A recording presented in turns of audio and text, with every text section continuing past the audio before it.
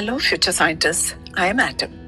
Join me in this adventure where we will explore the physics behind Newton's universal law of gravitation. While gravity was observed and discussed prior to Newton, it was Sir Isaac Newton who mathematically provided a comprehensive understanding of gravity in his work The Principia, published in 1687. Newton asserted that the gravitational force responsible for pulling an apple toward the Earth is the same as the gravitational force that maintains the Moon in its orbit around the Earth. In his universal law of gravitation, Newton proposed that every mass in the universe attracts every other mass, with a force directly proportional to the product of their masses and inversely proportional to the square of the distance between them. This can be mathematically written as follows. Fg is proportional to m1 times m2, and Fg is proportional to 1 divided by r square. Combining the above two relationships, we get Fg proportional to m1 times m2 divided by r square, where Fg is the gravitational force between the two masses in newtons. M1 and M2 are the masses of the two objects in kilogram, and r is the distance between the centers of the two masses in meters. From this relationship, we can say that the gravity force is stronger if the masses are larger. The gravity force is weaker if the masses are smaller. The gravity force is stronger if the masses are closer to each other. The gravity force is weaker if the masses are further from each other. By including a constant big G, Newton wrote the relationship Fg proportional to m1 times m2 divided by r square as an equation. Fg equals big G times m1 times m2 divided by r square, where big G is a universal gravitational constant. Newton did not calculate the value of big G. Henry Cavendish, a British scientist, 1731 to 1810, calculated the value of big G in the 18th century. He was known for his reclusive nature and meticulous attention to detail in his experiments. Cavendish's experiment, conducted in 1797 to 1798, when he was in his late 60s, focused on measuring the gravitational attraction between masses and determining the density of the Earth. Who said one is too old for science? Cavendish used a torsion balance, which consisted of a horizontal bar suspended from a thin wire. This bar acted as a lever. Two small lead spheres were attached to each end of the bar, and two larger lead spheres were placed nearby. The torsion balance was designed to be extremely sensitive to small forces, particularly the gravitational force between the large and small lead spheres.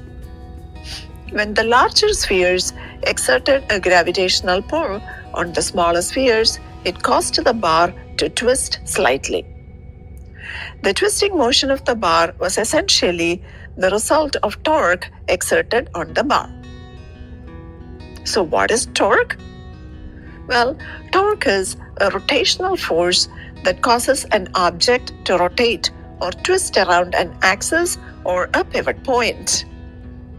This torque depended upon the gravitational force between the small and large masses, and the distance between the larger and smaller spheres. This applied torque caused the bar to undergo a twisting motion, known as torsion. Cavendish carefully observed the angle of torsion, which is the angle through which the bar twisted. The angle of torsion provided a measure of the gravitational force between the masses. Cavendish used this information to calculate the gravitational force between the small mass and the large mass, and subsequently determine the gravitational constant big G, which is a fundamental constant in physics. He calculated the value of big G as 6.67 times 10 to the negative 11 Newton meter square divided by kilogram square. The small value of big G is an indication that gravity is a weak force. In fact, it is the weakest force in nature. We sense the force of gravity of Earth due to the large mass of the Earth. Challenge questions. Question 1. What happens to the gravitational force if the mass of one object doubles? Fg equals big G times m1 m2 divided by d square. When m1 doubles, Fg also doubles.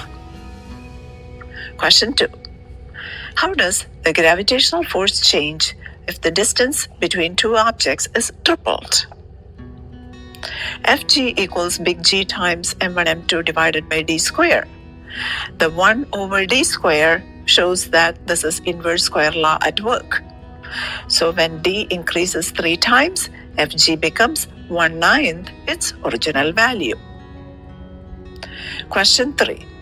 If the mass of both objects double, how does the force change? So in the relationship Fg equals big G times m1 m2 over d square, when m1 and m2 double, Fg increases 4 times. Question 4.